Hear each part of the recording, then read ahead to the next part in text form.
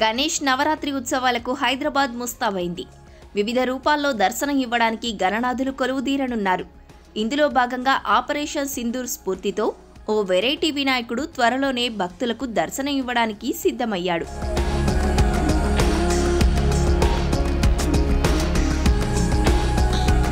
భారత సైన్యానికి నివాళులర్పించే అద్భుతమైన ప్రదర్శనతో హైదరాబాద్ గణేష్ చతుర్థికి సిద్ధమైంది.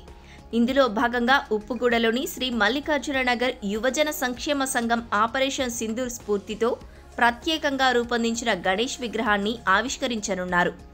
స్థానిక కళాకారులు దాదాపు 6 లక్షల రూపాయల ఖర్చుతో తయారు చేసిన ఈ విగ్రహం సాయుధ దళాల బలాన్ని ప్రతిబింబిస్తుంది. ఇందులో బ్రహ్మోస్ క్షిపణులు, S-400 మిసైల్స్, సైన్య నేపథ్య నిర్మాణాల నమూనాలు భక్తులను ఆకట్టుకొనున్నాయి. దేశాన్ని కాపాడిన సైనికుల ధైర్య సాహసాలు, త్యాగాలను గుర్తు చేస్తూ ఈ థీమ్ను ఎంచుకున్నట్లు నిర్వాహకులు తెలిపారు.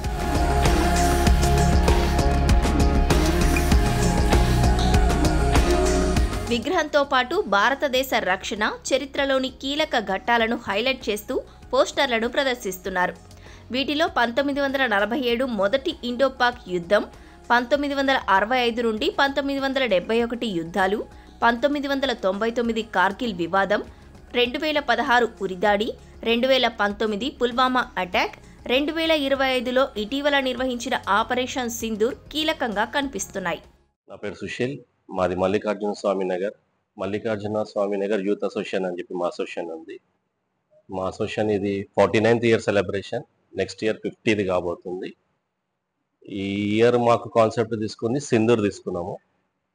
లాస్ట్ 2023లో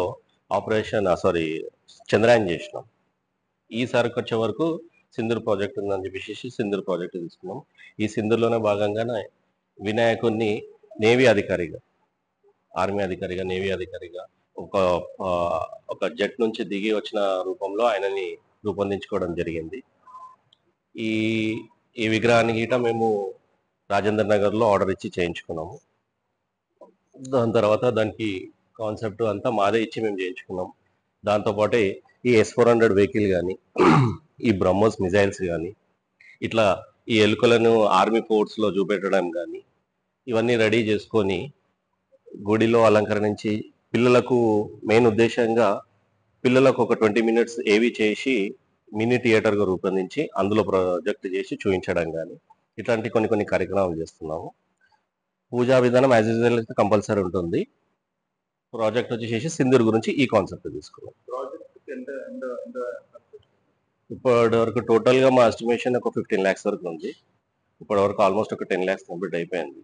ఈ విగ్రహం తయారీకి కానీ, ఈ మిజైల్స్ చేయడానికి కానీ, ఈ టెంపుల్ అనేది ఈ ప్రామిసెస్ మొత్తం రెడీ చేయడానికి కానీ, ఇంకా ఫర్దర్ ఇంకా పూజా విధానం కానీ, పూజా కార్యక్రమాలు కానీ, రంగోలీ ప్రోగ్రామ్ కానీ, రాధాకృష్ణ వేషధారణ కానీ, ఇట్లా అన్ని ఇంకా చాలా కార్యక్రమాలు ఉన్నాయి. మెయిన్ మహిళలకు సంబంధించిన ప్రోగ్రామ్స్ చేయడానికి ముఖ్యంగా ఆలోచన చేస్తున్నాం.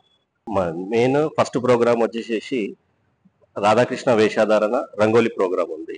ఇదే కంప్లీట్ అయిన తర్వాత నెక్స్ట్ డేకి ఒక డే వదిలేసిన తర్వాత మరి నెక్స్ట్ డేకి దీపాలంకరణ, మహిళల దీపాలంకరణ అంటే ఈ రోడ్ పైన ఉన్న మీరు వచ్చిన ఏదైతే రోడ్ ఉందో ఆ రోడ్ పైన మొత్తము రోడ్ బ్లాక్ చేసేసి టోటల్గా దీపాలు మేము అరేంజ్ చేసిస్తాము.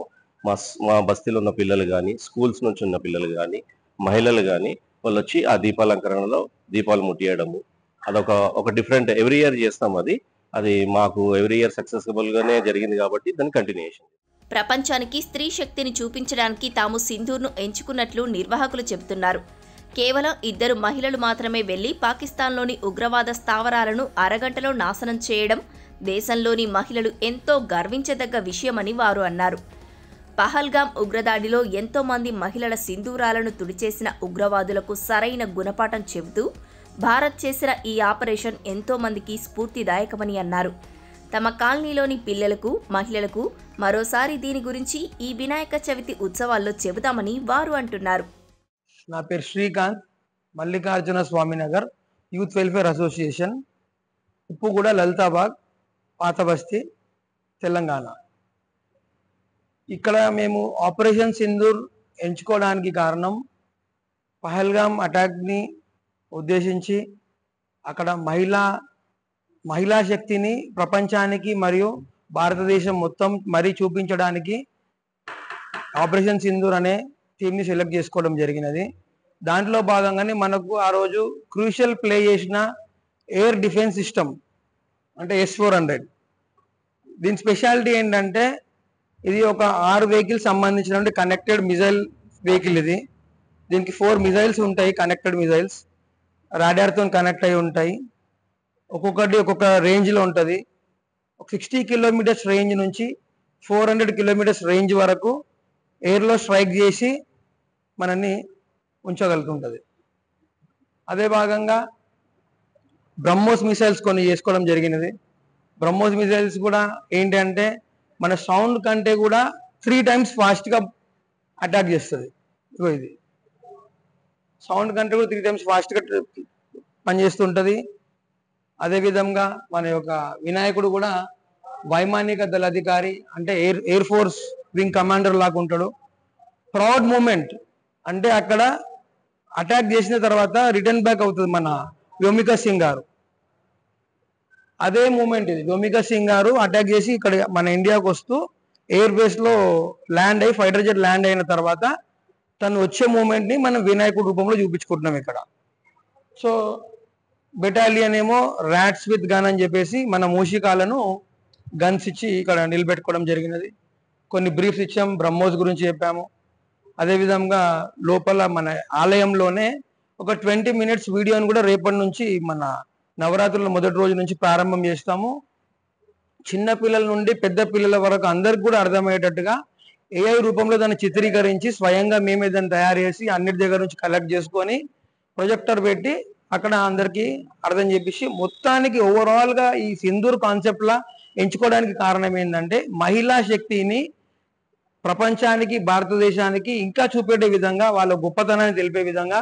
ఎందుకంటే 2 మహిళలే పాకిస్తాన్ని మొన్న ఆపరేషన్ సింధూర్లో 2 మహిళలు పాల్గొని సక్సెస్ఫుల్ చేసి వచ్చారు. వాళ్ళ యొక్క గొప్పతనాన్ని వీరత్వాన్ని చాటి చెప్పడానికే సింధూర్ని ఎంచుకున్నాం.